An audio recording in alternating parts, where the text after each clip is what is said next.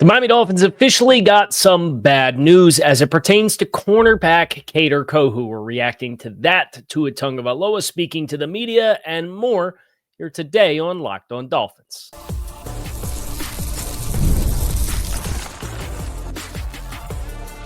You are Locked On Dolphins, your daily Miami Dolphins podcast, part of the Locked On Podcast Network, your team every day. All right, Miami, welcome to another episode of Locked On Dolphins. It is your team every day here on the Locked On Network. I'm your host, Kyle Krabs, a lifelong Miami Dolphins fan, host of Locked On Dolphins, co-host of Locked On NFL Scouting, author of Touchdown Miami on Substack, NFL staff writer for A to Z Sports. Want to give a special welcome and shout out to our everydayers because it is your team every day. We don't just say it, we live it. Here on the Locked On Network. Today on the show, Tua spoke with the media. Mike McDaniel spoke with the media. We got an update on Kader Kohou. We got an update on Ashton Davis. We had some notes from those who I was able to talk to about practice and what that looked like. We're going to get into it all here today on the show. And we're going to start with the bad news because we got some on Wednesday morning. It's the development and the timeline for the clarity on what happened with Kader Kohou has come to a culmination.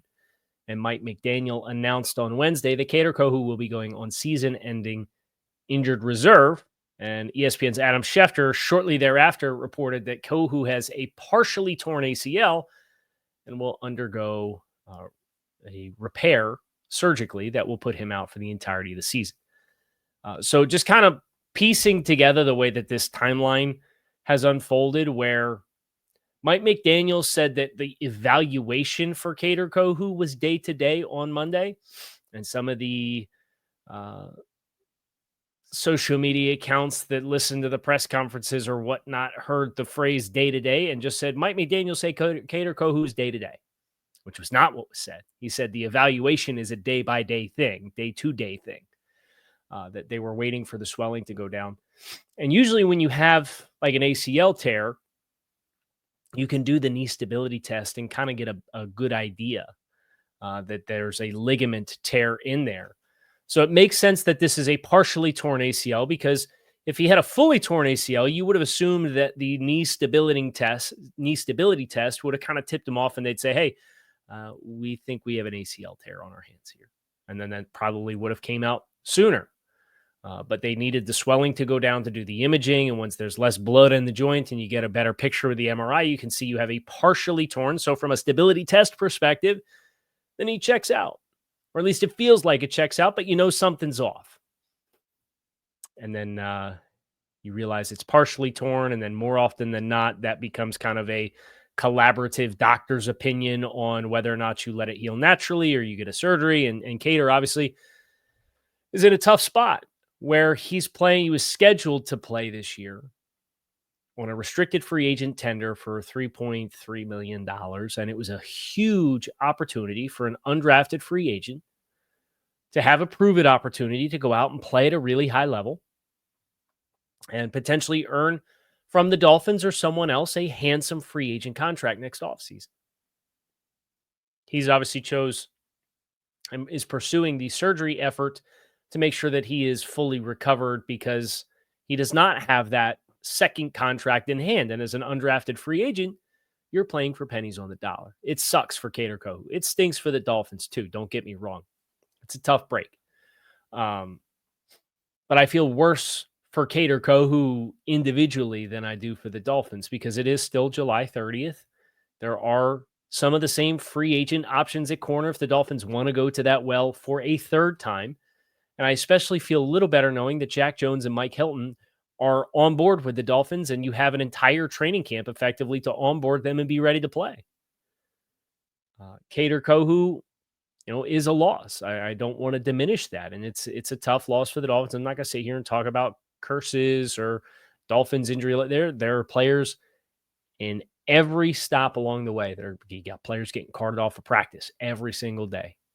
Right. And there's players that are suffering the Browns lost Martin Emerson yesterday to a torn Achilles.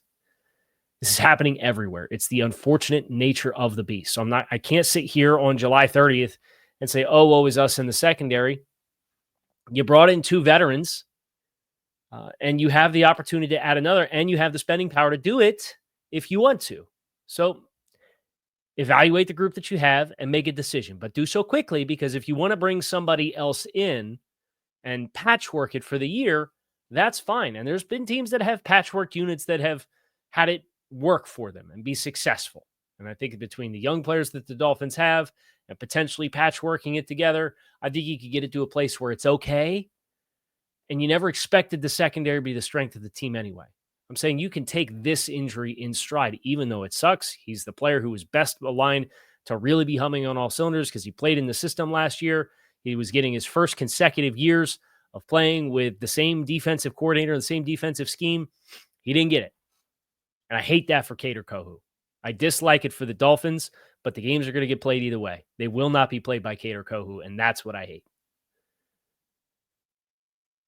It wasn't all bad news, however. Safety Ashton Davis went down yesterday in practice and went in and came back out and had a boot on and crutches, and everybody kind of assumed the worst because that's everybody's natural reaction, right? Is, well, he's in a boot, he's in crutches, it's another player down.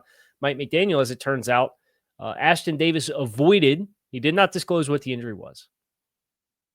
He didn't even really give you a significant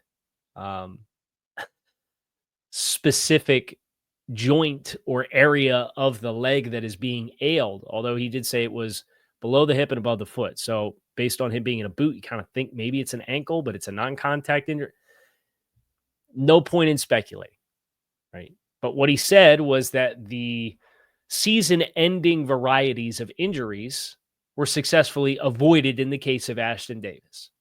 So we were talking yesterday about pivots to new safeties, and that may not, we still don't know the timeline, but we know it's not a season-ending issue for Ashton Davis. So that's good news for the Dolphins. But the corner thing, yeah, it sucks. I feel a lot better than I would have felt if he had not signed Mike Hilton and Jack Jones over the weekend. Because I think Mike Hilton, if you look at exclusively the slot work, exclusively as an inside player, Mike Hilton's been performing at a more consistent and higher level than Kader Kohou has as an NFL player.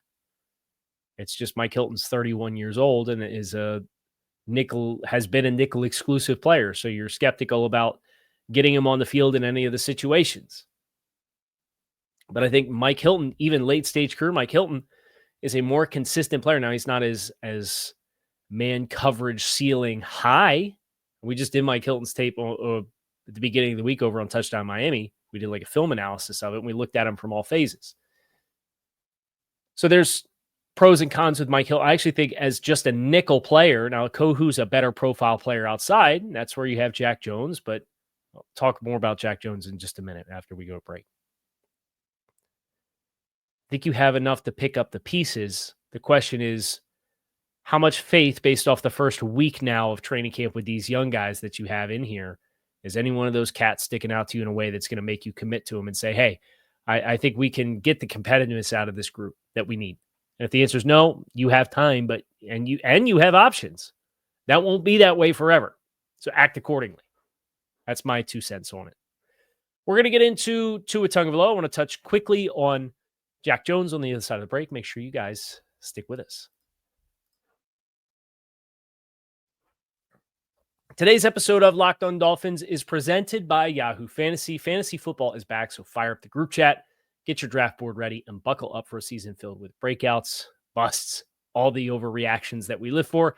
It's all going down on Yahoo Fantasy this year. Me and Locked On Dolphins are playing on Yahoo Fantasy, and you should too, whether you're a first-timer or you're making your 1 millionth league. To celebrate 28 years of fantasy greatness, Yahoo Fantasy is dropping 28 big new features over 28 days, giving you more ways to play, more ways to draft, and more ways to win. And it all begins on August 4th. Stay tuned and get started by creating or joining a Yahoo Fantasy Football League at yahoofantasy.com/LockedOnNFL.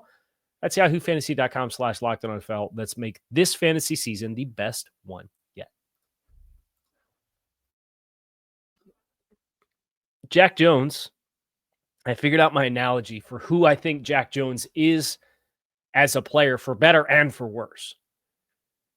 If you guys are familiar with Marcus Peters, that's kind of the boom or bust element with Jack Jones that I think exists, where Marcus Peters was once upon a time drafted as a very physically talented player out of the University of Washington, and he was drafted by the Chiefs.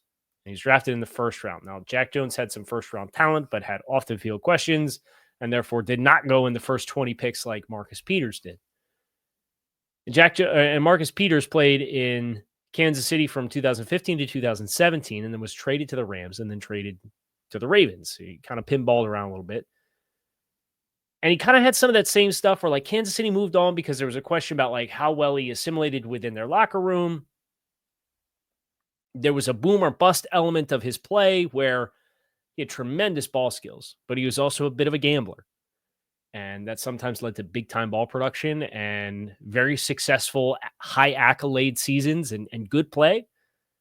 And then there was bad play in there as well. So the question is, can you, getting Jack Jones in a contract year, get him to buy in enough to play enough within the confines of the system that he's a little bit more selective with the risks that he takes? And if the answer is yes, you're going to be in good shape. And if the answer is no, you're going to give up some explosive plays. And that's going to be the book on Jack Jones. But finally, connecting the Marcus Peters, Jack Jones comparison was one that I wanted to bring up on the podcast. Now, Tua Tagovailoa talked, and he talked about a lot of the same things that Mike McDaniel talked about, and I kind of talked about as far as how I go about viewing training camp and processing training camp practices, where it's not, oh, did he get a completion, or, oh, how long was the completion, or, oh, did he score here, or, oh, would he have scored if he wasn't tagged out, or would he have broken that tackle if it was live pads? Not necessarily results-oriented work in practice, right? Because it's about the process of what are you trying to accomplish on the play? What went wrong if it doesn't connect? And Mike McDaniel gave me a great answer last week when talking about kind of the connectivity of everybody involved and this time of year with that. But I think the most interesting thing that Tua touched on was Chris Perkins asked Tua about Bobby Slowik and his infusion, if you will, into the Dolphins room and their coaching staff. And Tua referenced Bobby having some different templates as far as ways to get to certain routes. And what that means is what I think is interesting, where obviously the Dolphins have kind of had their pillars of the offense and their staple plays that you've seen again and again and again. Of course, across the 3 years of Mike McDaniel and Tua Tagovailoa as the head coach and quarterback of the offense. But sometimes the same route combinations can be executed in different ways, and kind of the flow of your eyes.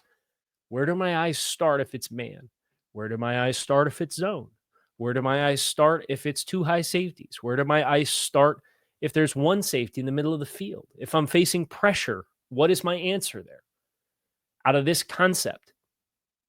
And your eyes could start in a different place for the exact same concept, depending on how you're coached and who's coaching you and what their templates are. In each one of those scenarios, you could have the exact same call and have kind of a different starting process based on the look that you're given at the snap. And to have somebody come in from the outside in with obviously familiarity, he's off the same branch of coaching tree, right? So he's familiar with a lot of the same concepts. But how do your eyes flow? What's the order of the progressions that you're working? Tua says Bobby has some different templates for how to get to routes. Well, that means, how do you get to your first progression? What is your first progression? But then how do you flow through your progressions? Do you work half a field where you're working half field reads and then there's a check down? And so for some offenses, it's pick a side progression, right? Where it's depending on the pre-snap safety look and how they rotate. your eyes start, you want to pick a matchup side where if you get a man indicator, we get a man beater on this side, and you get a zone indicator, we get a zone beater on this side. For some, it's a full field progression, and it's just where do your eyes start? If you're hot, maybe you preempt the alert at the beginning of the play, and you start in the slot, and you work your way from left to right or right to left and read the progression 1, 2, 3, 4. Right? That's how I interpret Tua saying that Bobby Slowik has some different templates on ways to refine how you're going about accessing your routes and find easier completions more efficiently, right? So it's not like Bobby Slowik's coming in and they're tearing up the passing offense. It's not like Bobby Slowik's coming in and taking the play calling duties. But it's an opportunity to have a different lens of, hey, if we want to work this 5-man route spacing and we catch zone, whether it's 3 over, 4 under, or whether it's 5 under, 2 over, or whether it's 2-man, or whether it's quarter, half, or whether it's cover 1 with a pressure, with a 5-man pressure, whatever. Where do we want to start these progressions? And what's the best way for Tua Tagovailoa to work through those progressions? And despite popular belief, this is not just a one-read quarterback. And don't miss that discourse that happened. I think Tua's one of the things that Tua is really good at from a skill set perspective, and it's an inherent thing, is, and I'm going to compliment Tua, and I'm also going to give constructive criticism to what I think one of the areas that for years now has been where I think he can continue to stand to improve. And I think that's why hearing him talk about templates and how to get to routes and how to find completions is exciting to me. I think he's a really wide. You remember in Madden, some of the old heads will remember this. And if you're, it's 2025. I don't remember what year it came out. If you're pushing like college age, you might not remember this era of Madden, but I do. Where the quarterbacks had the vision cone, right? Where you'd snap the ball and then you'd have all the icons for your receivers. But then each quarterback, depending on how good their vision was, had a varying degree of width of how wide they could see and look at the same time. And if the vision cone wasn't on those receivers, if you had a really narrow vision cone, maybe you could look at 2 receivers at the same time. But anything on the back end, you couldn't push the button to throw the ball because the vision wasn't wide enough to see it. It didn't give the label and the ability for you to throw that ball. We're obviously not playing Madden, right? That goes without saying. But I think about Tua initially, the snap shot that he can get at the snap, I think is a really wide vision cone initially to see a large area of space and feel accessibility to throw the football. But if he has to hold the ball and work deeper into the progression, as he works deeper, I've kind of felt like his vision cone gets more narrow the deeper into the play that he gets. I think he's got an exceptionally and like really rare wide field of vision at the snap. And he could see all these moving pieces at the same time, and that's what allows him to so often throw with really good anticipation. But as he has to move his eyes and as he has to move his feet and as he has to work through it, I feel like it gets more narrow. So having the flow of these progressions, if this is indeed what Tua Tagovailoa is talking about, be more naturally falling into place for Tua, where you can have routes that are developing and the way that you look at them falls into that initial field of vision, I think that has the potential to be a benefit for Tua Tagovailoa as you get deeper into concepts. So that comment about templates was interesting to me. Now we have some practice talk. Dolphins are back at it again today. Some observations asked around a little bit. A few standout names. We're going to get into them next here, Locked on Dolphins. Make sure you guys stick with us. It's time to fuel up and turn it up with 5-Hour Energy Transfusion. It brings back the bold grape, ginger, and lime flavor of your favorite golf drink minus the alcohol. into a quick, energizing shot, whether you're sinking birdies or just making memories with friends on the green. This is one hole-in-one opportunity for you to level up your energy game. Let's be honest, some days on the course or off it, you just need that little extra boost to stay sharp and energized. Golf is all about good times, good people, and good flavors, of course. The grape ginger lime flavor gives you the best parts of your clubhouse go-to without chasing the bev cart down. If you go to 5hourenergy.com today, that is the number 5, hourenergy.com, you can use promo code LOCKEDONGOLF to receive 20% off your next order. This offer is only valid until September 30th on one order and cannot be used with other promotions. And the code is not good on subscription orders, whether you're meeting up with friends or trying to turn 18 holes into 36. Get the energizing boost you need to power through. Order transfusion-flavored 5-Hour Energy shots today at 5hourenergy.com with promo code LOCKEDONGOLF. The Dolphins continue to have a developing story on their hands. And that developing story's name is Patrick Paul. For all accounts, he continues to have a phenomenal camp. And it's not just against Bradley Chubb. Because if it was just against Bradley Chubb, your concern would be, okay, where's Bradley at? Right? Like Bradley didn't play last year. But he's standing up Chop Robinson just like he's standing up Bradley Chubb. And Patrick Paul continuing to have this really strong camp and the confidence that that's building. And then he gets a vote of support from Teron Armstead on social media after the report came out for today's practice. I am very much looking forward to saying that I was wrong if Patrick Paul does indeed turn into the player that the early camp returns are indicating that he is. Of course, when the Dolphins drafted Patrick in 2024, the critique was, playing the long-term game with a developmental offensive lineman as compared to players that were ready to give contributions to the 2024 team. And if the Dolphins hit this out of the park, it's going to give them a nice notch in their belt as far as the foresight that they've had with a player like Patrick Paul and how he fits in the system. But more importantly, the way he's gone about his business. I think that's been the most impressive thing. And hearing him talk last week, and then hearing Mike McDaniel talk about him, and hearing Jonas Savaiinaia talk about him, and hearing James Daniels talk about him, and hearing Teron Armstead talk about him, Patrick Paul has a ton of momentum right now. And if you were going to list the best half dozen consistent performers through the first 8 days of training camp, I think most people would have Patrick Paul on that list. And I'm fortunate enough to have been down there and consumed 4 practices in person for myself to have a viewing of it.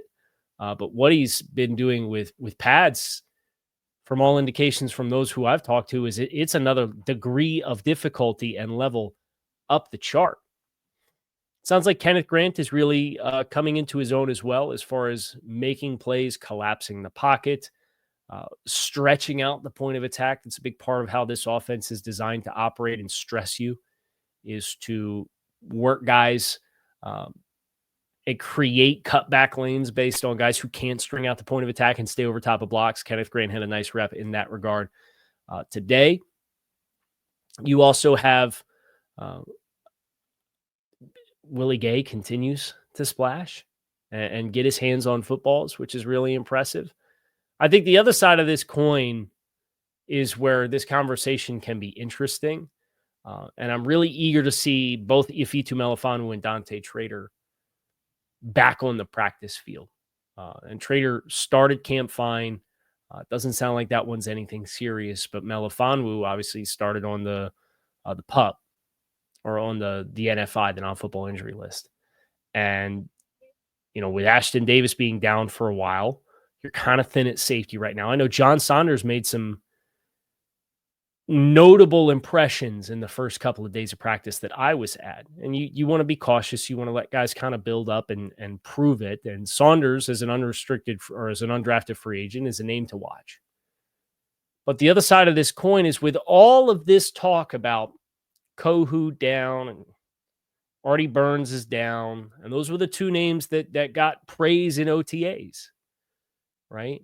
And then you have these new free agents that are coming in. Cam Smith, Got the dot on you. I got this. I got your name circle. If not now, when? And it continues to not be now. There are not positive reviews on Cam Smith making plays. And even with the cornerback room situation being what it is, if you have Mike Hilton, you have Jack Jones, you have Storm Doug, it's a player they really like. You also have Jason Marshall. That's 4. You got Ethan Bonner. You got Kendall Sheffield. You have potentially going outside the room.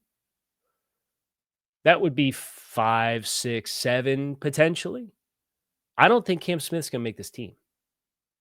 And I know I'm not the first person to say that. I know injuries can change that picture.